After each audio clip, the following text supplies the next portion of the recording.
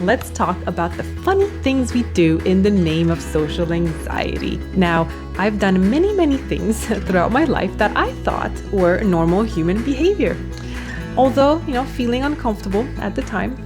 And I've always felt different and a bit wackier, I guess, than the average person. But I never thought I was the poster child for social anxiety. Because honestly, I thought everyone reacted the same way in certain situations. And yeah, it was only when I married a non-socially anxious person that I finally saw my way of doing things might seem strange or funny to others. Yeah, so if you're socially anxious, you have social anxiety, you're going to relate to this list. And if you're not, and you're randomly listening to this podcast, welcome. Stick around to learn more about the people in your life that have social anxiety and that exhibit this particular behavior. Because we're going to go down the list of the 10 things that I've done because of social anxiety. And I'm sure there's plenty more I can add to the list. But I thought these were pretty recurring and frequent in my life at some point. And most of them I've moved away from. I have different habits these days because my social anxiety manifests in a totally different way, especially around my kids, which I'll probably talk about in a future episode. But for now, I'm going to go back in time a little bit to when I was really in the midst of my social anxiety and I had a really hard time with it. And I recognized that some of these behaviors were because of that. So I would love to hear if you can relate to any of these 10 things, 10 behaviors. And if you have any of yours that you want to share with me, I would love to hear that. And maybe I'll make a part 2 to this episode. Number 1, plan out each conversation in advance. If there was a party to attend, a happy hour, a work function, or any other event involving people, I planned out my topics of conversation. And I played out all the scenarios in my head, from the hugs I would give to the handshakes I would extend. I thought about how to start each conversation, and I memorized many questions to ask for each person that I knew would be there. And of course, that's problematic because should they deviate from my script in my head, I was screwed. So to kind of make up for that, I sometimes role played the whole conversation, to have the upper hand and prepare myself. If that's not social anxiety behavior 101, then I don't know what is. For example, Sally, I had no idea you were competing in the world's book of records for fastest sweater knitter. How on earth did you get into that? Or, Mark, what a coincidence. I was reading about cryptocurrency the other day. What do you think about it? Do you think we're going back to the gold standard? Or here's another one. Jimbo, I heard you bought a camera and you're planning to live out the hashtag van life. Of course, that's after I stalked him on Instagram, right? So if I knew there are certain people that are going to be there, managers, directors, colleagues, whoever I knew that would be there, that I could, find a little bit of information on, I would plan out my conversations. And I didn't realize that this was my social anxiety and that it was manifesting itself this way until way later. And I finally let go of this habit, that my need to control a conversation, for fear that I would have nothing to say, that it would end up being awkward, that they would find me boring, whatever the case may be. And some of the reasons why someone would plan out a conversation. Now, these days, I literally go into a conversation with a blank slate. I don't think ahead of what I want to say. I try to feel the person. I try to share what's recently happening in my life, and I try to be vulnerable in certain ways and ask questions. So I have way more tools at my disposal to do small talk, to keep the conversation going and engaging, that I just didn't have before. And so I just planned out my conversations. I would love to know if that's something that you do or that you've also done. Now, the second thing is check to see if there was someone that I knew around. So I would, for example, do double takes in the morning to make sure that I didn't run into a chatty neighbor before I walked outside. Or, the same thing went for when I walked into the neighborhood grocery store. My eyes were constantly darting from left to right, so I didn't accidentally end up in a 20-minute conversation trying to figure out how to get out. And the worst part is when you end up walking home in the same direction with this person that you already chatted with at the store. I was like, how much more can I talk to you, you know? And it's not that I wasn't friendly or that I'm not friendly, but I knew that if I was on a mission, you know, I had to do something, I had a purpose. The last thing that I wanted to do was engage in meaningless small talk. So I've kind of mitigated that by moving across the ocean. So I don't really run into that many people that I know these days. Obviously, I have the neighbors and I'm friends with them and I talk with them, but everyone is, you know, working remotely and we all have our different schedules. So it's very, very rare that I actually end up running into people that I know. So it's not that much of an issue anymore. And if it does happen, it's okay. Number 3, running across the aisles to avoid someone. Now, this is in line with number 2, kind of. But for example, if I accidentally saw someone I knew in a store, I would literally run to the next aisle. And I can't recall how many times I've strolled into a store and out of nowhere launched myself behind a rack or an aisle for cover because I recognized someone. And then I'd be hiding and I'd be like, did they see me? Oh God, I hope they didn't see me. What if they saw me hide? What if they're coming my way right now? What do I say? Why am I like this? And, you know, at that point, I didn't care about my grocery list anymore. I only cared about not running into them and did my best to avoid this particular person. And sometimes that didn't work because I would peek at an aisle to see if they were there, only to have them walk toward me, which was game over, of course. And usually I would be by myself, obviously. So I didn't have to feel extra stupid about doing this. But when my husband started tagging along with me, I would have to deal with him also because he'd laugh at what I did because of my social anxiety. So yeah. I guess the difference between number 2 and number 3 is that number 2, I'm like actively looking to make sure that there's no one that I recognize before I walk somewhere. And number 3 is an impromptu situation where I'm running into somebody, I see them before they see me. And, you know, instead of going to them and saying, hey, how are you? Nice to see you, I run the other way. So that's what used to happen to me.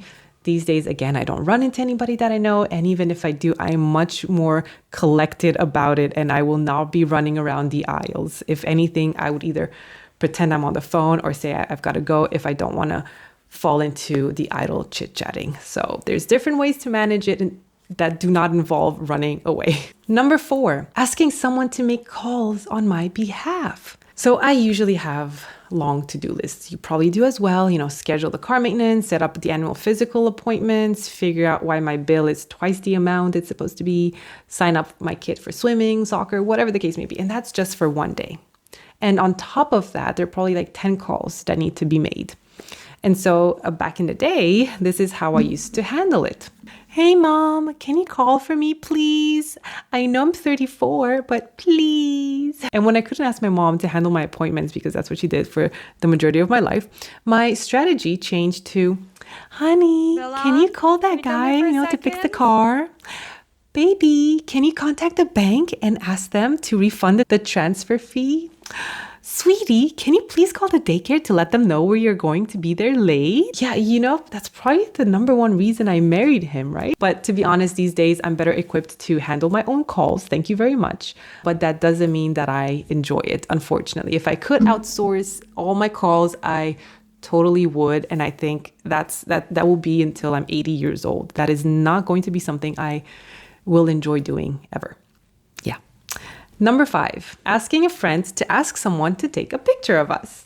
So I always asked the person I was with if they could ask someone else to take a picture of us, because you would never catch me asking a stranger directly to take a picture of me and a friend, or maybe just me. Because if it were up to me, I would have always opted for a selfie or to put the timer on and risk losing my camera over the edge. Anything to avoid asking a stranger, right? But most of the time, I would just make the person I was with ask a stranger to take a picture, because most of the time, my friends are social anxiety free and they're full-blown extroverts, so they have no problem doing that. Because honestly, I just couldn't put myself in the position where I had to, 1, stop a stranger, 2, ask them to take a picture, 3, give them my new expensive phone. 4, walk away. 5, take the time to pose properly. 6, get the phone from them. 7, check the picture. 8, acknowledge that it's good. 9, ask for another picture if it sucks. 10, accept the sucky picture. And 11, say thank you. So that's too many steps, too much involvement, and too much human contact. So I stayed at a distance while someone else handled all of that. And yeah, honestly, that would still be my go-to strategy these days. If my best friend is with me, you bet I'm going to ask her to go ask someone. I can do it. It's not that big of a deal. But it's like one of those things I just prefer not to do it. So if I have someone that can easily do it and it's like, bread and butter for them, go ahead, have fun, go ask a stranger. Number 6, refusing to call out a mistake. Bob, I think you misspelled your name. I probably should have yelled out, but I didn't because I wasn't particularly eager to put people on the spot, especially if they were getting ready to present or there was a meeting in place and people were talking already, because that also meant I would be putting myself on the spot, right? And so to make myself feel better for not pointing anything out, I would have a whole conversation with Bob in my head. And it went something like this. Sorry, Bob, you'll have to lead the meeting with your name spelled boob on the board. I'm not sure what you were thinking there, but it's not my problem.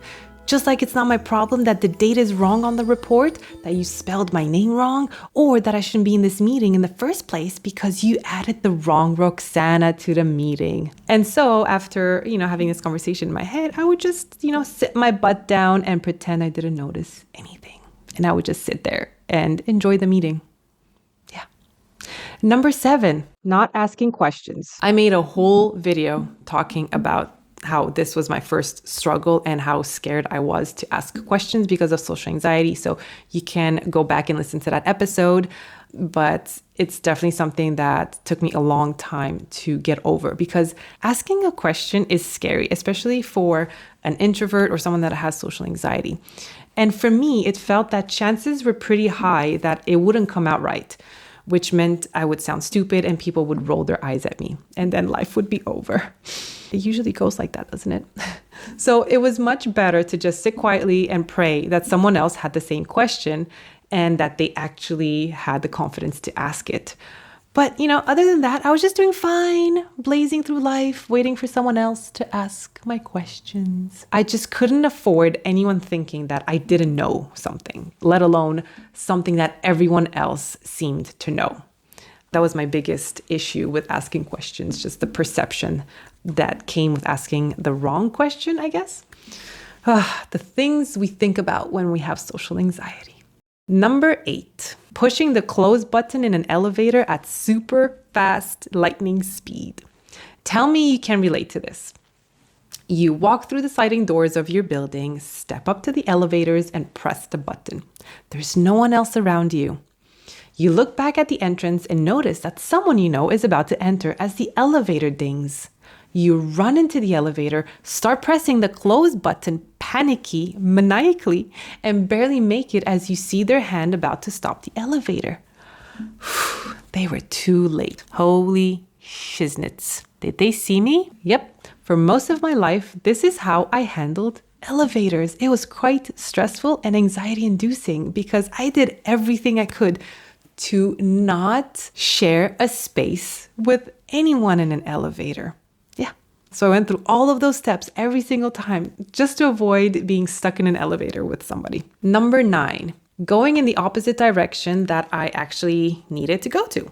So I did this thing where I became overly polite at my own expense. And so here's an example. If I was driving and I needed to take a left-hand turn, but there were 5 cars behind me waiting, and there was a nonstop flow of vehicles coming in from the other way, I would actually make a right turn instead and drive for 10 miles just to not be an inconvenience to the cars behind me. I hated making people wait for me, so I'd go in the opposite direction if I had to. I would inconvenience myself before anyone else. I was just worried and terrified that someone would just get out of their car and yell at me for not going. And that was more scary for me than driving an extra 10 minutes and making a U-turn somewhere else. Number 10, only going to places that let me book online. Okay, you caught me here. I still do this, like actively. I don't blink twice if I have to get a wax at a place that's 20 minutes further, as long as they let me book an appointment online. There's no way I will pick up a phone, try to coordinate on the spot with the host on the available time slots, and talk about the options I want to have. I will happily skip all of that. Thank you very much. And honestly, I don't understand how in this day and age, there are service-based businesses that do not accept online bookings. Why? It's so mind-blowing to me that it somehow feels fishy. Like I don't trust these businesses. Now, these are the top 10 things I've done and kind of still do because of social anxiety. And, the easiest way to start managing your social anxiety is to laugh at what it makes you do and then to take steps to work through it. Because yes, social anxiety is no joke. I know that because I've lived with it for many, many, many years.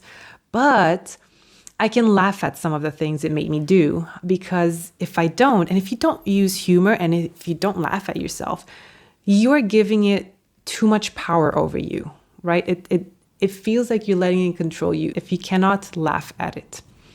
And so I'm going to challenge you to think of a few things that you do that are related to your social anxiety, or, to rephrase it, that your social anxiety is making you do. And to laugh at that and to be okay with this behavior. And that, sometimes, yes, I might still run around the aisle to avoid somebody. And, it's okay. It's a one-off thing. If it's not recurring and if you're trying to work on managing and changing your behavior, then that's great. You should really be proud of yourself. But if you don't have the awareness of what's happening and you think that this is normal and that this is a way of living and a lifestyle, it's not. I will just plainly let you know that it's not. It's not something you should be okay with because you can feel comfortable in your body and confident around people. It is possible. And running away, avoiding, hiding, and all these types of behaviors, safety behaviors that are associated with social anxiety are not conducive to a happy and fulfilling life. So I want to challenge you to, yes, think about the behaviors that you have, laugh at them, and find a way to reduce the amount of time that you engage with them. That's all. Just reduce the amount of time and take it step by step. And eventually, 5-10 years from now, you're going to be a totally different person. Who knows?